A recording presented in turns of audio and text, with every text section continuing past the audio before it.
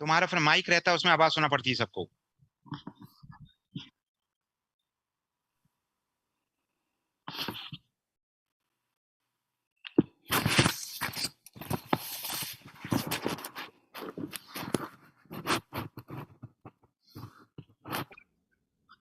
Yep.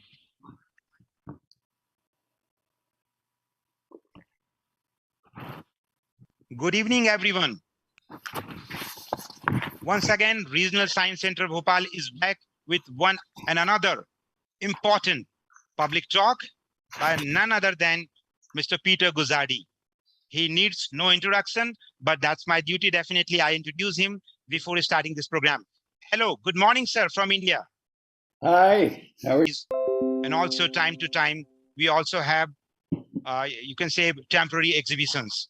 So at present, at the RSC, that means Regional Science Center Bhopal, we have an exhibition titled Mind Over Matter, a tribute to Professor Stephen Hawking.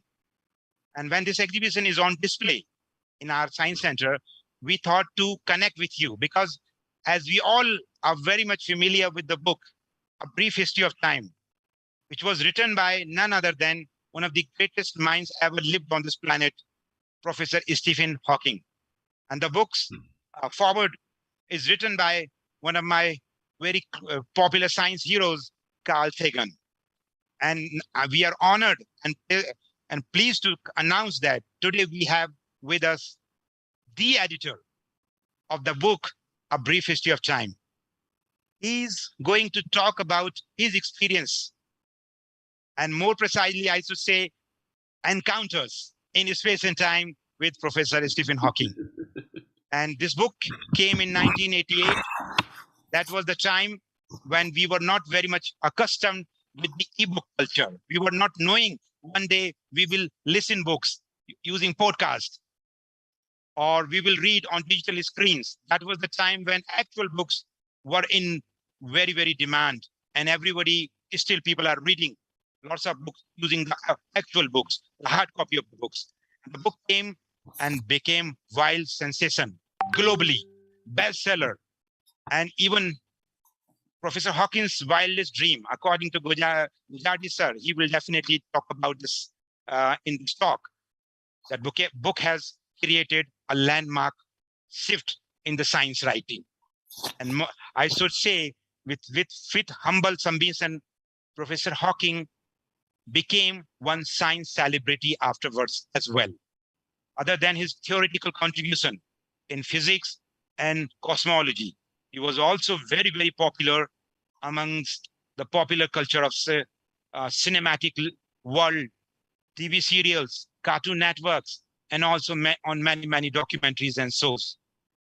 And his famous voice, that is actually produced by the voice synthesizer connected with the computer, is globally recognized as a voice of Professor Hawking. So we are very proud to announce that exhibition is already on display with us at the Regional Science Center Bhopal. So whoever is watching in Bhopal and outside, please do visit the Science Center and enjoy and experience the beauty of the great man who has contributed immensely in the field, also changed the perception of science communication and its popularization, Professor Stephen Hawking. And we are very much honored that his writing experience is unknown to us. He is no more with us, but actually Mr. Peter Guzzardi sir with us. He is the editor. So from his eyes and experiences, we will try to experience the time which was very, very early phase of science writing, that is late 80s and 90s. So without further ado, I'll introduce today's very important guest of Regional Science Center Bhopal, Peter Guzzardi sir. He is an American book editor who, over the past 40 years, has worked with many prominent authors on their manuscripts. But perhaps, as we all know, perhaps he is best known for working with Cambridge astrophysics professor, none other than Stephen Hawking, one of the greatest minds ever lived on this blue planet, the only planet as of now which has life in this universe. As far as we know, right? As far as we know, that's more precisely appropriate, sir, as far as we know in this visible universe. But Right. definitely advanced telescopes like James Webb Space Telescope may change our perception in Yes, future. yes. Yeah. Yes, it's very And interesting. Thank you, Sakis, for that lovely introduction. And it's great to be here.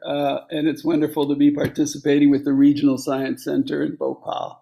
yeah, thank you, sir. And I want to also bring your important contribution before the audience, sir. They may not be completely aware about your other works. So that's why I want to also share with them that this book became bestseller, as we all know.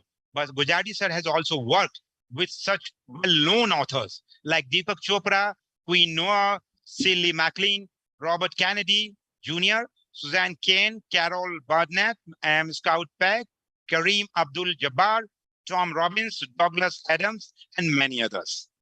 After living in the New York City for many years, Peter moved south to North Carolina, where he established his own business as an independent editor. So whoever is watching as a new writer, you may approach to him. I don't know about rejection or selection, subject to his consent, working with writers to clarify their ideas, to help make them accessible to a wide audience. Sir has visited India for several weeks. That is really, really good to know that, to attend the wedding of Deepak Chopra's daughter, an experience which he found enchanting and unforgettable. That's what we know our country. India is really, really flourishing and prosperous nation. And you have visited India. That's a great thing, sir. So now the stage is yours. And please, sir, from here, take over. Thank you, sir. Thank you. Thank you, Sakit. I was thinking, you and I had a lovely conversation about the fact that in 1984, when I started working with Stephen, the internet really wasn't a thing. It was just government that used the internet.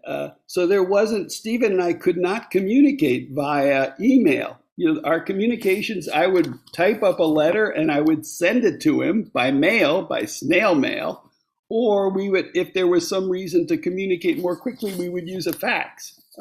But the email was not a thing, which is kind of difficult to even contemplate. But yeah, so anyway, let me just jump in and tell you a little bit about my experiences with Stephen, and then we'll have some time for questions at the end. So when I first set eyes on Stephen Hawking, I was running to catch up to his wheelchair as it careened towards the entrance of a Holiday Inn in Chicago.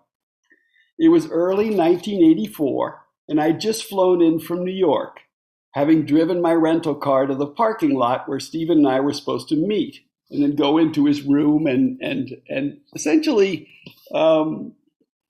this is the first time I'd laid eyes on him. So this is a big deal for me. This is our very first meeting. He'd just given a lecture at the Fermi Institute, and we were going to meet afterwards in his hotel room.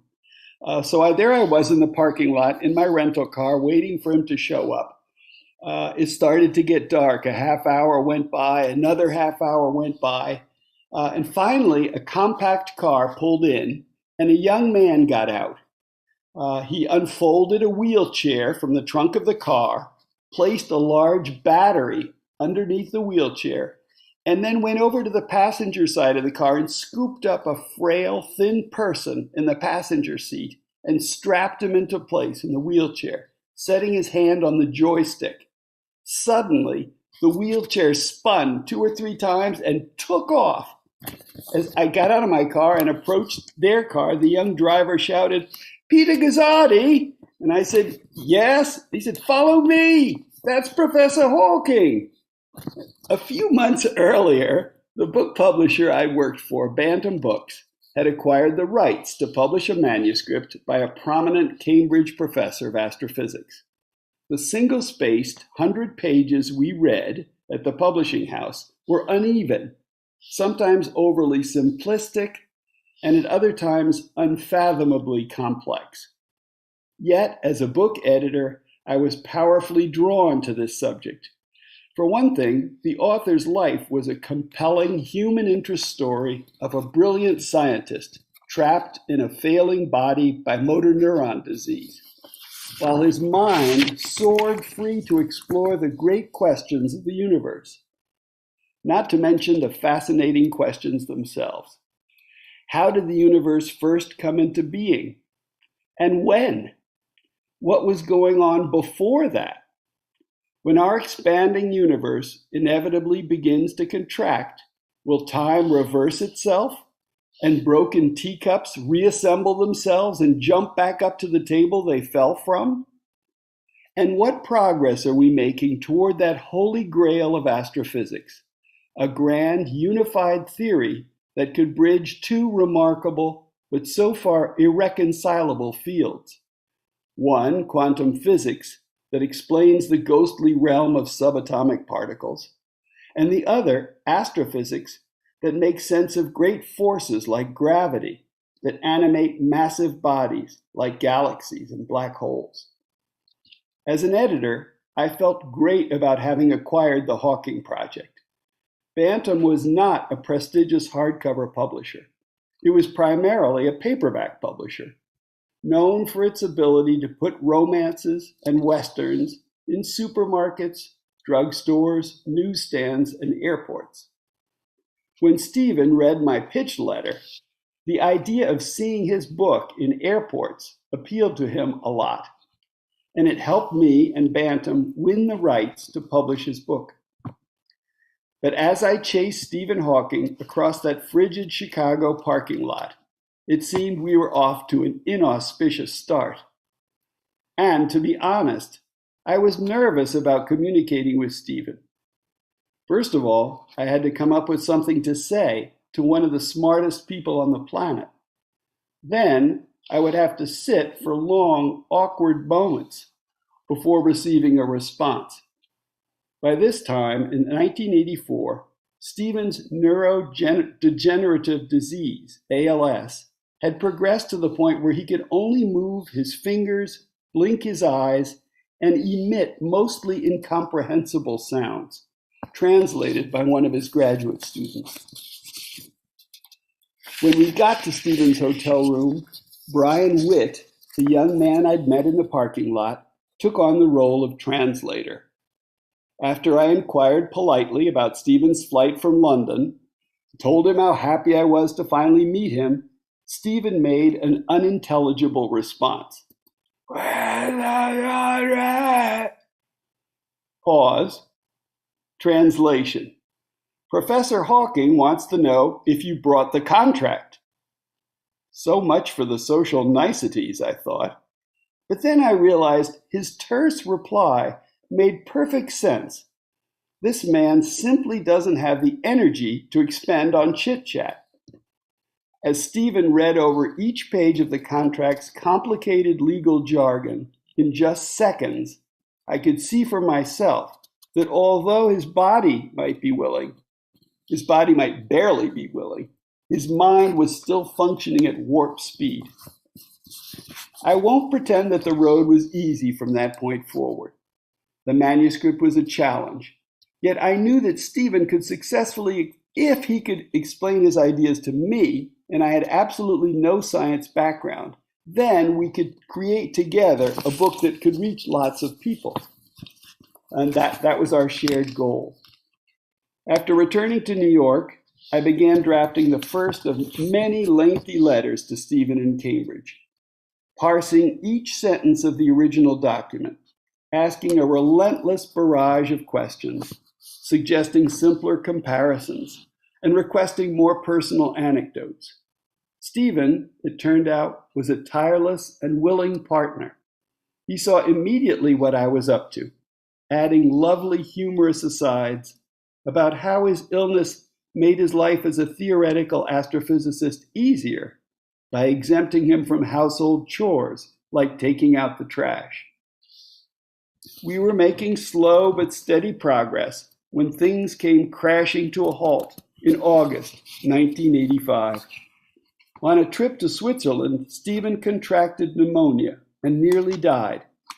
To save him, surgeons had to remove a significant portion of his trachea, so speech of any kind was now impossible.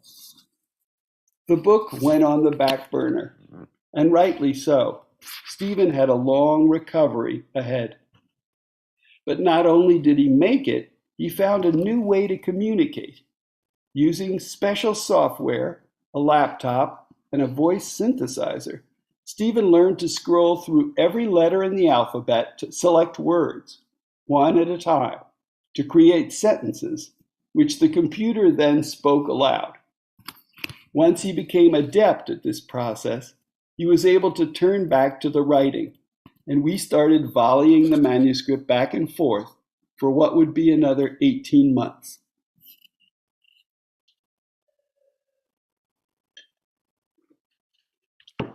During one moment, near the end of our work together, when the book was already in the hands of the production department, Stephen let me know that he wanted to change the title. Instead of going with the original title, A Brief History of Time, Stephen said he preferred something less casual, something with more gravitas, A Short History of Time.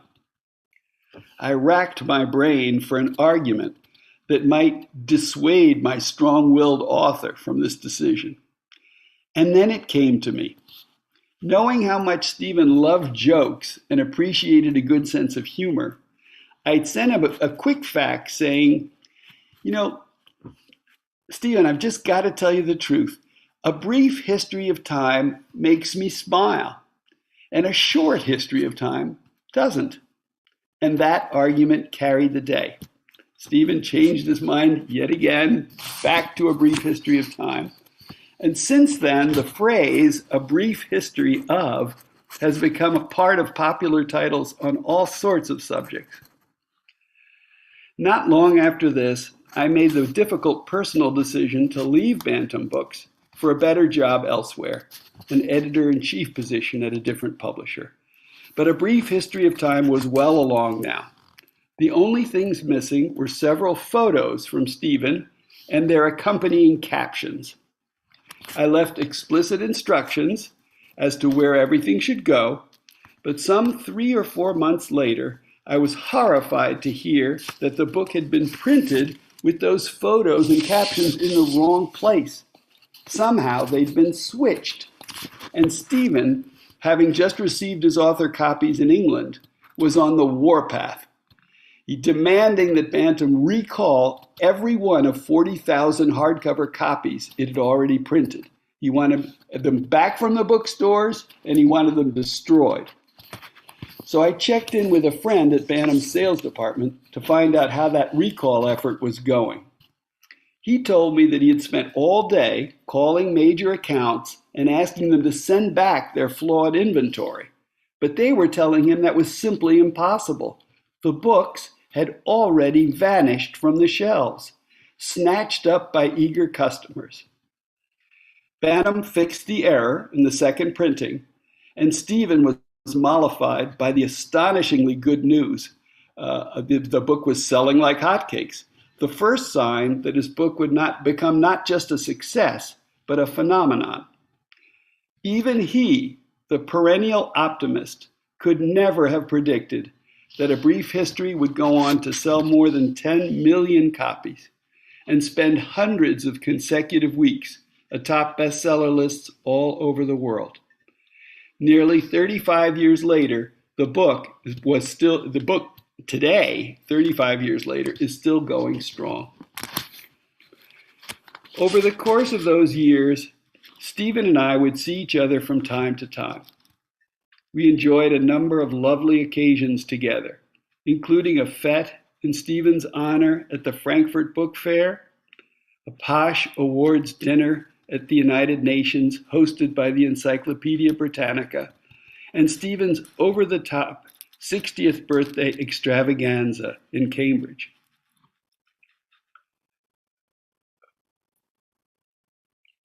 I treasure the memory on that last trip when Stephen proudly ushered me through his new home in Cambridge, where doors opened noiselessly at his wheelchair's approach.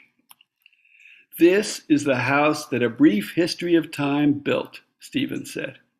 The two of us just looked at each other. It was a joyful moment.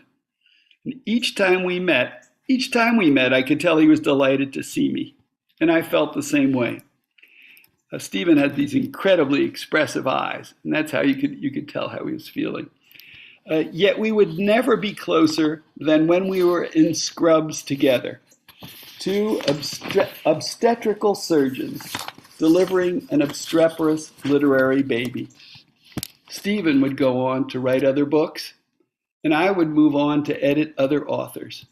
But we both share forever that magical roller coaster ride when we work together to create a brief history of time.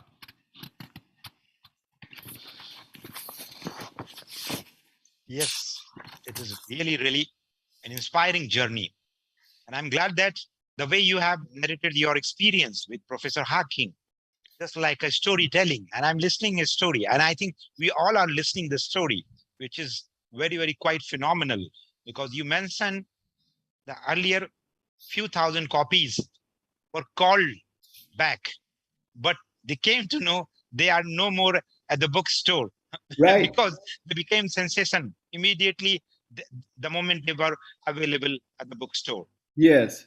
So it is really interesting to understand how sometimes beyond prediction, a writing can goes viral.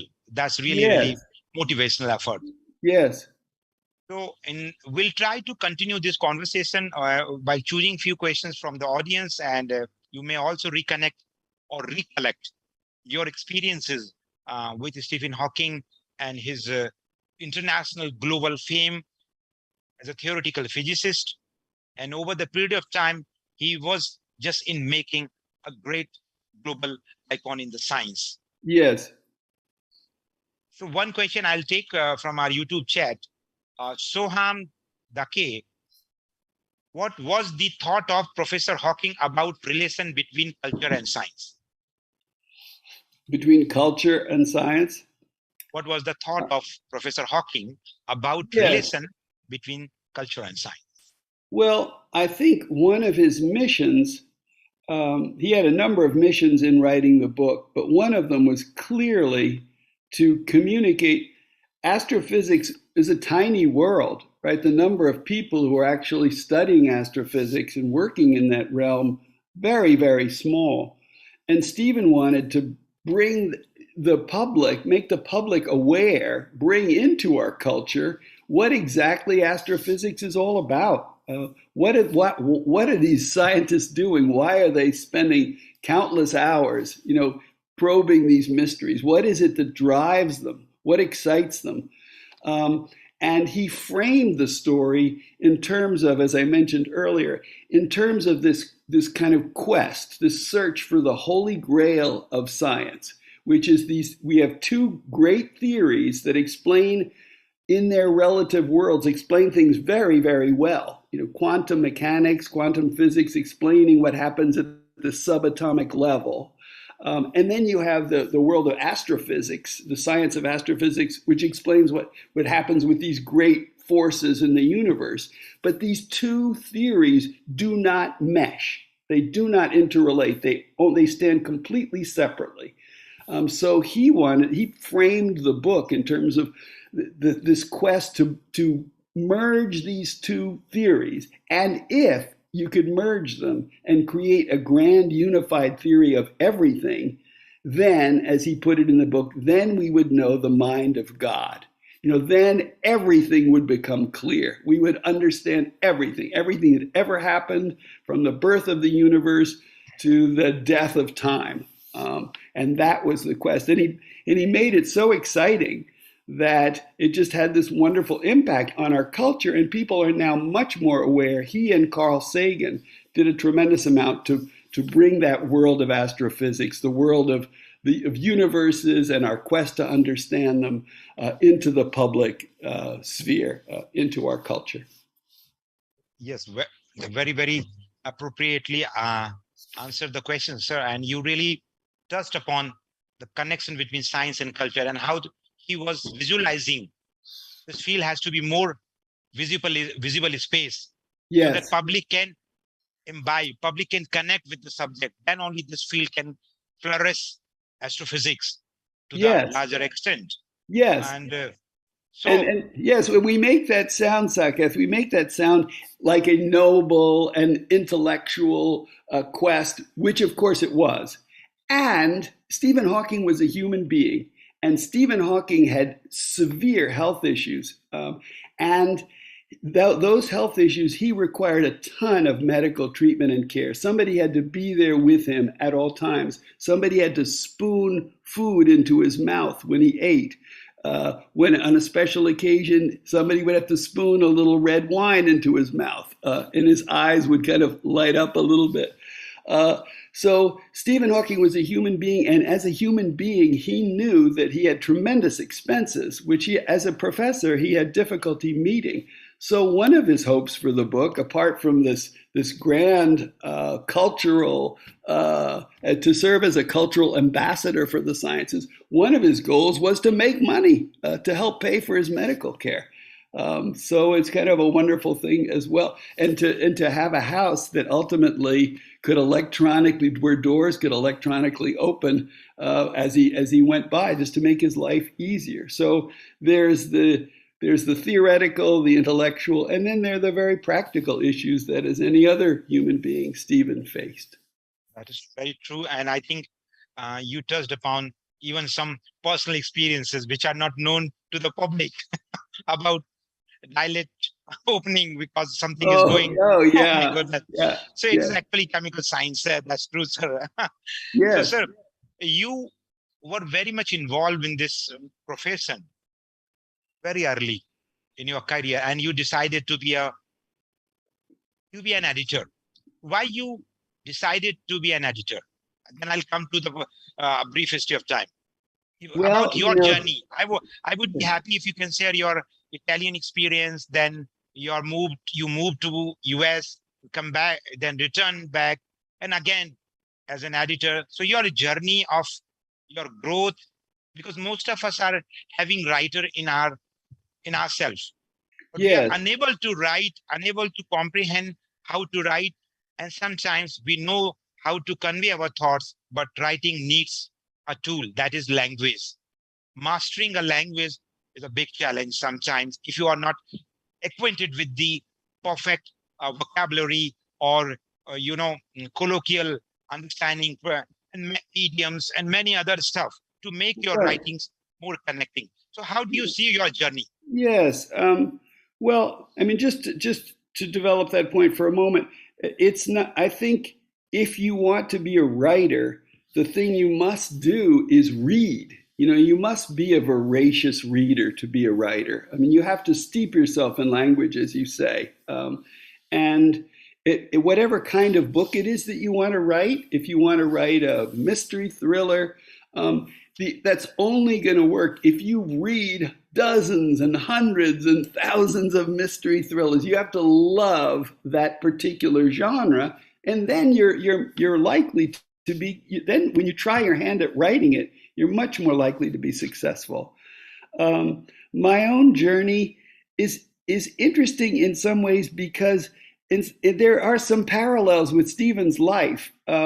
When I was 1.5 years old, I had polio as a baby, and um, because I had polio, I couldn't play with I couldn't run as fast as other children. I was limited physically, and that kind of pushed me towards the world of books. One thing I could do was read, and through the world of books, I could experience being in a body that was powerful and could leap tall buildings in a single bound. I could read comics about Superman, and I could read novels in which I could travel to other worlds and other times, historical fiction and fantasy. And as a little boy, I gobbled that up. That was a world in which I could be fully viable. I could be heroic. I could save damsels in distress. That pushed me. That physical limitation pushed me into the world of reading, and I became a voracious reader. And that really is my only training and background for becoming an editor. If you're a good reader, what authors want is an intelligent reader. They want to have you read their material and say, boy, this is where it works. I really was excited when you said this. And this is where I started to get a little sleepy. I feel like you're kind of missing the point, or you're going on for too long here. So you give authors a sense of what's working, what's not working, and you guide them to help make their manuscripts more effective. Just by being a reader, just by being a good reader. Is that helpful, Saka? Yeah. This is really, we are conversing, so that's definitely going to be, I hope, useful to our audience. So now I'll take a few questions. While talking to you, we'll pick a few questions so that this thread can be continued. Yes. Avinav, he is a student from class 9th, grade 9. What kind of communication problems did Peter sir encountered while working with Professor Hawking? Well, the first and gravest problem was simply his inability to communicate right from the very beginning of the time that I knew him. Of course, Stephen, as a young man, was healthy and he communicated as easily as you and I do. But he contracted ALS, this neurodegenerative disease. And as that wore on, his body became less and less capable. And by the time I met him in 1984, he really, as I kind of gave an example in my little anecdote, I mean, his voice sounded like you could not understand. Eventually, I became a little bit better at interpreting those sounds. But he was incomprehensible, really. And he had to travel everywhere with a graduate student in physics who translated what he said to whoever it was Stephen was interacting with. So from the very beginning, on the most basic level, communicating with Stephen was a challenge. And then, as we mentioned earlier, there was no internet effectively for the general public. So we had communicated by letter, we communicated by fax, and in that realm, in the realm of reading and comprehending, of course, Stephen was blindingly swift and phenomenally intelligent.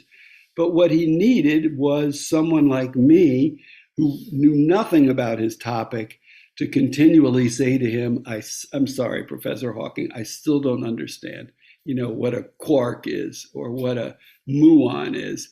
Could you compare it to something in my kitchen? Could you compare it to a spoon or a fork or a bowl? And Stephen would be, as he later described it, it was a frustrating process, but it turned out very well. It turned out to resulted in a book that achieved his goal of reaching lots of people. Yes, I understand your experience with him.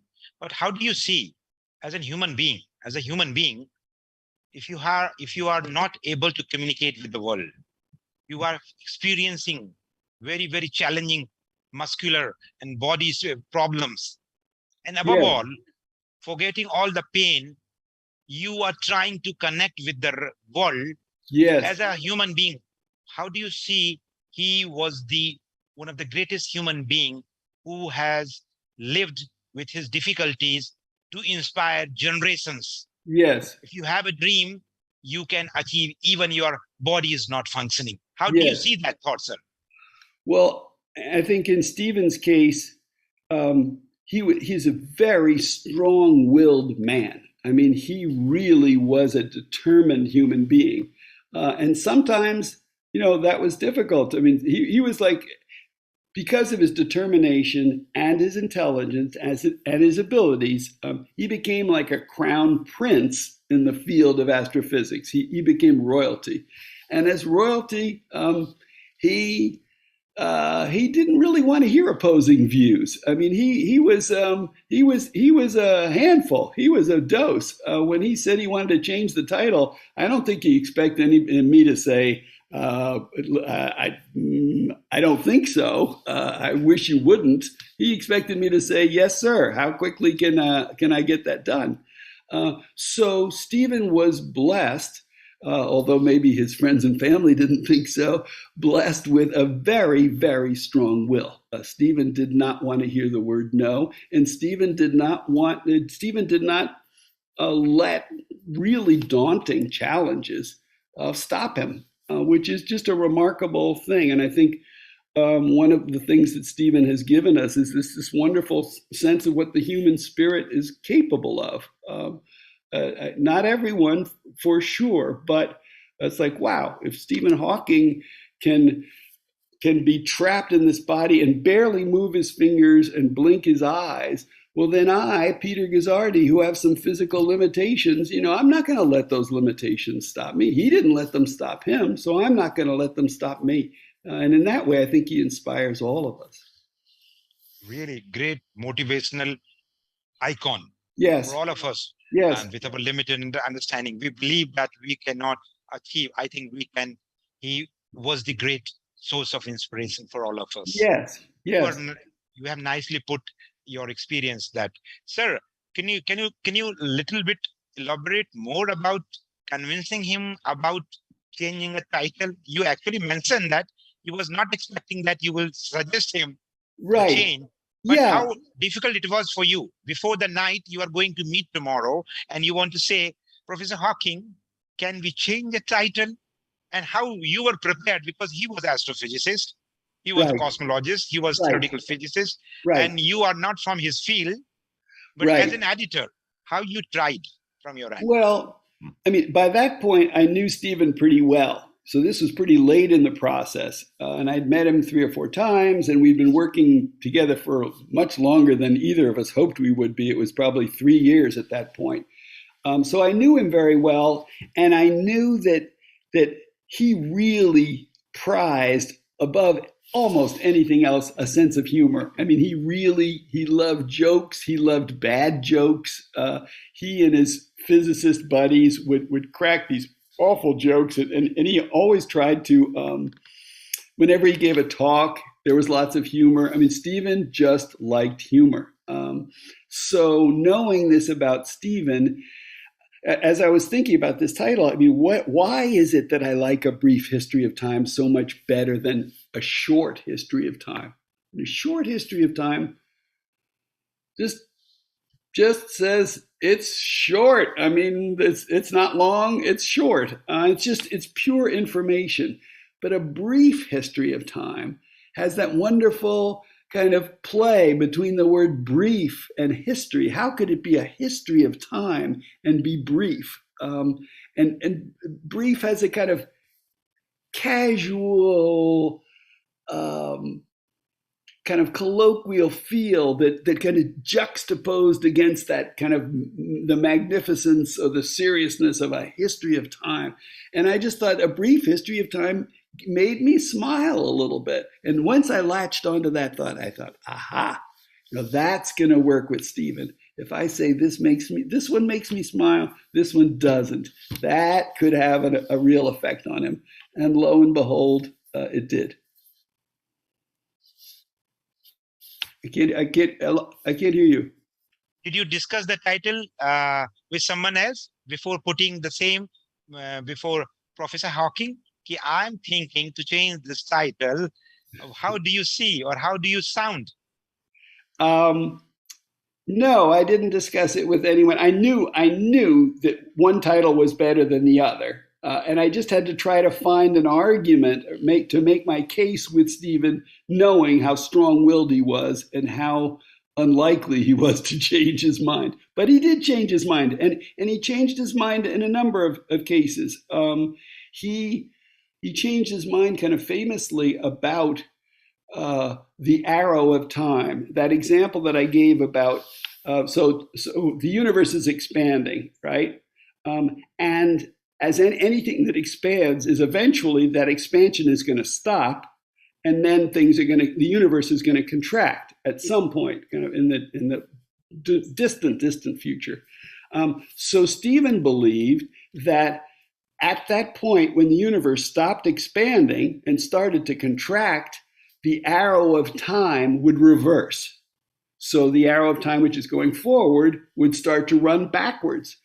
So literally, if I just dropped a cup and it shattered on the ground, at that moment, when the arrow of time reversed, the cup would theoretically reassemble itself and then leap up in midair and pop itself back on my desk, right? So that's what Stephen believed, and that's what he said in much more elegant and mathematical terms in his world of astrophysics. And at some point, someone challenged that. They said, I don't believe the arrow of time is going to reverse. And Stephen went over his math and he checked everything out. And he said, you're right. I've changed my mind. So he could, and famously could, change his mind. But it was no small matter. It was not an easy thing. That is completely very, very connecting experience. And because these anecdotes are really inspiring for all the audience, because the world of science is really, really driven by sometimes your passion, hard work, dedication, but sometimes argument. Science believes in an argument, on healthy arguments. Yes. And acceptance should be universal. That is the Yes. beauty of science, for flourishing with its objective. Yes. That is the reason we also at Science Center promote the culture of innovation, culture of joy of learning by doing something through exhibits. Yes, and I think all of us, when somebody contradicts us or says, I think you're wrong, our natural impulse is to say, what do you mean you think, to get into some kind of an argument or debate. And I think, and that happens in the sciences. But as in any interpersonal relationship, to be the person that's big enough to say, I agree with you, even though that means I was wrong. I agree with you. I made a mistake. That takes a big person, and it's a beautiful thing to see between people, and it's a beautiful thing to see in the sciences. And Stephen proved himself capable of that. And I think it's also, a normal human tendency. Acceptance has to be there. So yes. Opposing may not be that healthy and pleasing sometimes. Yes. Okay. So, sir, I'll take another question. And here again from the same student, what were the future projects of Professor Hawking?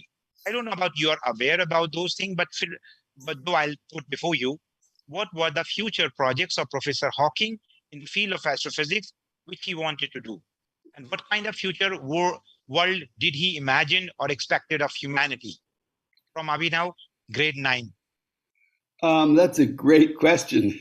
And I can only give an incomplete answer. I know that he went on to write a number of other books.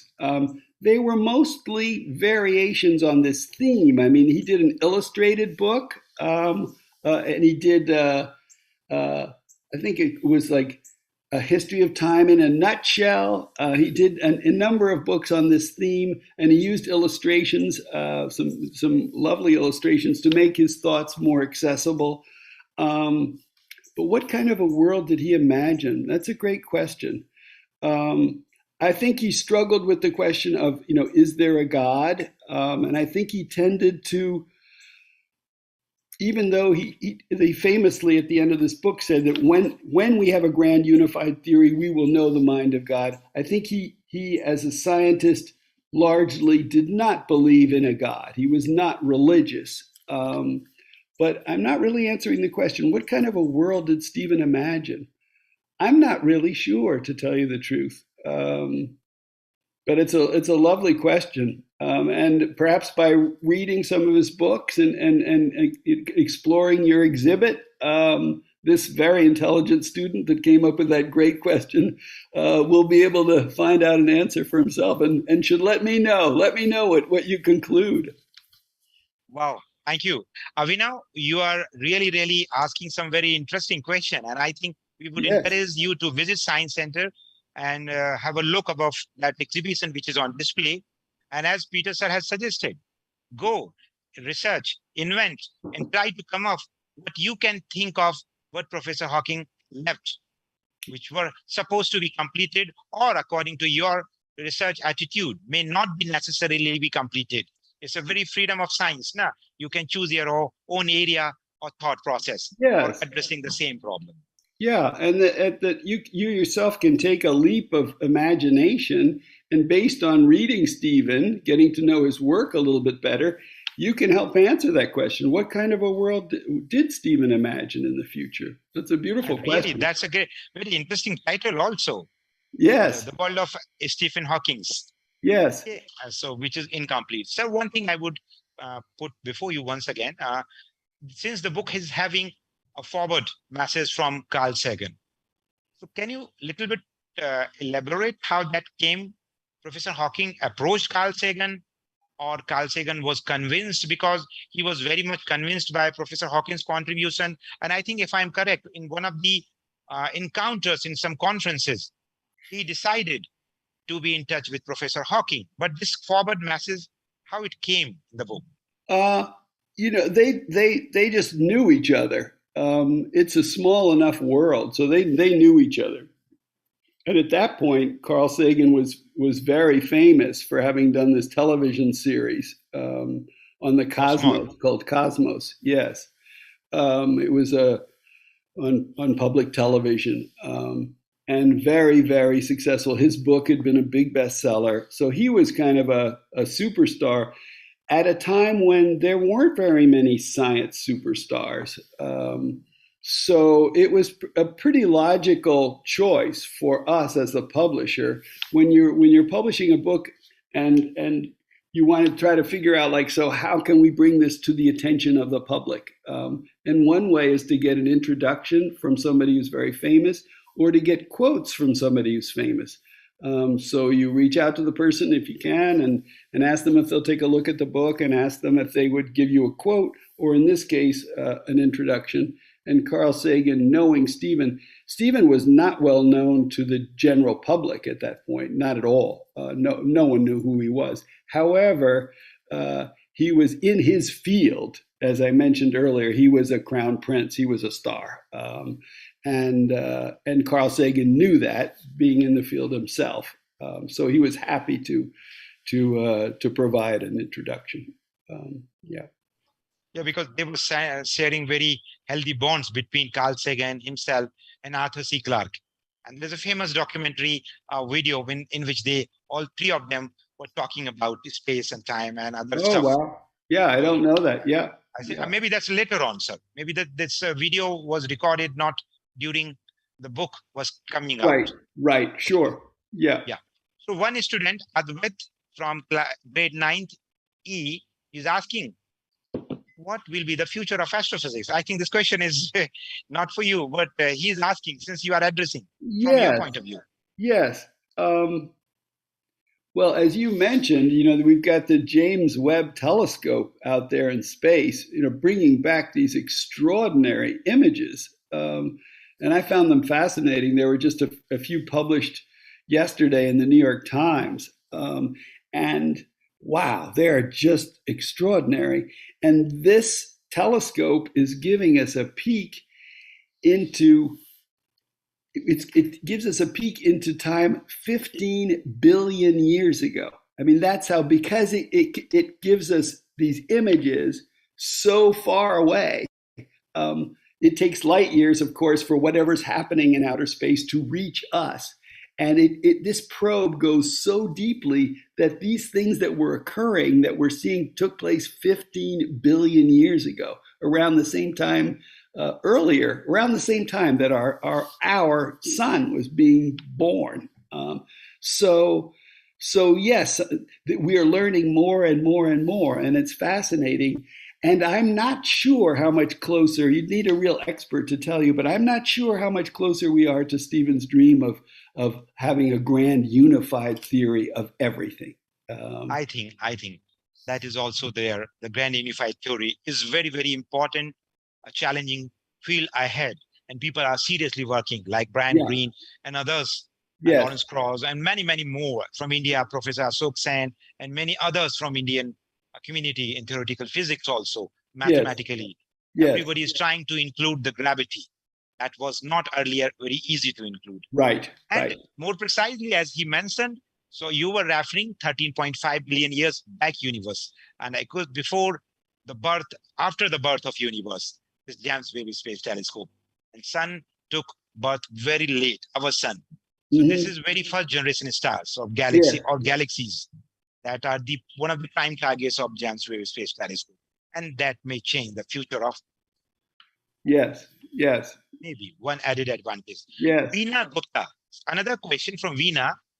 Sir, what do you think about the discoveries of Professor Hawking could have made if he lived a bit more? Amay Chaurasia. The question is from Amay Chaurasia from some other's account. Amay Chaurasia is asking, what do you think about the discoveries that Professor Hawking could have made if he lived a bit more?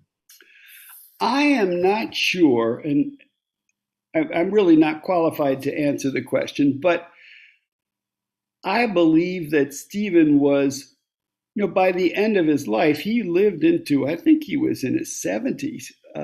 Yeah. And by that 70s. time, most scientists, especially in mathematics, where they say that by age 40 you're done in mathematics, if you whatever contributions you've made. Stephen certainly belied that, but I don't think his contributions were going to be. He was going to make lots of cutting edge new contributions as a scientist in his 70s. I think his big contribution, as we've discussed, was as an ambassador for the sciences. Stephen Hawking was so well known and so beloved that he essentially he served as an ambassador in the sense that he made science sexy and fascinating and popular, and made people, young people like the student who asked this wonderful question, interested in becoming a scientist or an astrophysicist. And that was really ultimately, I think, his great gift, and a gift that he kept giving right on to the time of his death. And with the help of this book and other books that he's written, a gift that he'll continue to give, beyond the time of his death. Oh, yeah. So we have been connected by many, many teachers also. So one teacher from Dhar, that is a place in the state of Madhya Pradesh, that's the central state of our country. Satyanarayan, he is also connected with us. And another question from the Coding K. The Coding K is asking, I have a cues for sir, but as he narrated that he was not from a science background, so he has been able to understand all the theory discussed in the book. Oh, sir, it's for you. So what's the question? Yeah, sorry. He said the Coding K, the name of the account through which he is writing a question. Yes. Gentleman, I think he is a student. He said, I have a quiz for sir, for you. And that as he narrated that he was not from a science background. Yes. So he has been able to understand all the theories discussed in the book? Well, to be totally honest, no. There was a place where when Stephen was talking especially about particle physics and talking about flavors and spins and muons, these very, very complex subatomic particles and how they functioned. I mean, I just did the very best I could and tried to clean up the language as best I could and tried to make it as succinct as I could so the reader could take a whack at it and then move on and not get lost at that point, not go down a rabbit hole and never come out.